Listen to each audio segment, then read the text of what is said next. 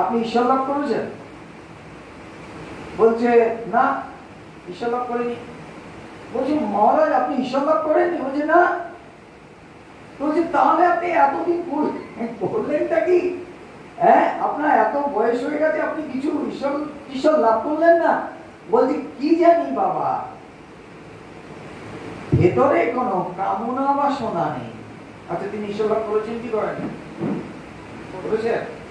যার ভেতর কামনা বাসনা শূন্য হয়ে গেছে, আমার ভেতরে, আমাদের ভেতরে আর একজন এনলাইটেন পার্সনের মধ্যে পার্থক্য কি? একজন অজ্ঞান পুরুষ আর একজন ঈশ্বর লাভ করেছেন যে পুরুষ অথবা নারী, এই পার্থক্য কি?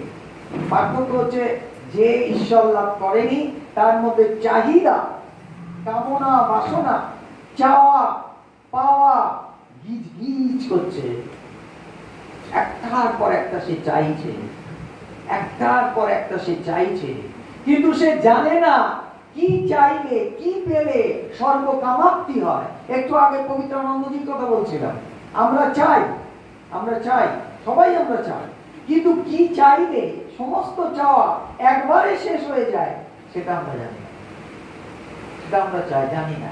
সেই না আমরা কি চাই? আমরা চাই আমাদের শরীর ঠিক থাকে। আমরা কি চাই? আমার বাড়ির লোকের শরীর ঠিক থাকুক। আমরা কি চাই? আমার একটা ফ্ল্যাট হোক, আমার একটা গাড়ি হোক। এইগুলোতে আপনার সমস্যার সমাধান হবে না, কোনোদিন হবে না। কারো হয়নি, আম্বানির সমস্যাও সমাধান হয়নি, 11 লক্ষ কোটি টাকার মালিক হয়নি। সমস্যার সমাধান কার হয়েছে? ওই বুড়ো মানুষটা খালি গায়ে একটা কাপড় পরে বসে আছেন, ওনার সমস্যার সমাধান হয়েছে। শুধু নিজের সমস্যার সমাধান হয়নি, গোটা বিশ্বের সমস্যার সমাধান উনি করতে পারেন। কেন? কি করে বলেন? দুঃখেষু অনুদ্বিগ্নমনা সুখেষু বিগত স্প্রিয়া বিতরাগ ভয়প্রদা স্থিতোদি মুনি উচ্চতে। অর্জুন জিজ্ঞাসা করছেন শ্রীকৃষ্ণকে যে একজন এনলাইটেন পার্সনের কি তার ব্যবহার। দুঃখেষু অনুদ্বিগ্নমনা, দুঃখ আসলেও তিনি অনুদ্বিগ্ন অবস্থায় থাকেন, উদ্বিগ্ন হন না। সুখেষু বিগত স্প্রিয়া, সুখেও তিনি উৎফুল্ল হয়ে ওঠেন না। কেন? তিনি জানেন দুঃখটাও থাকবে না, সুখও থাকবে না, দুটো কোনোটাই থাকবে না।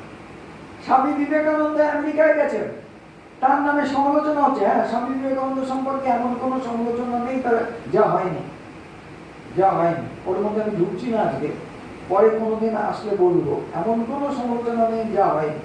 স্বামীজিকে চিঠি লিখছেন তার গুরু ভাইরা যে আপনার সম্পর্কে যা খুশি তাই লেখা হচ্ছে, কাগজে যা খুশি তাই লেখা হচ্ছে, আপনি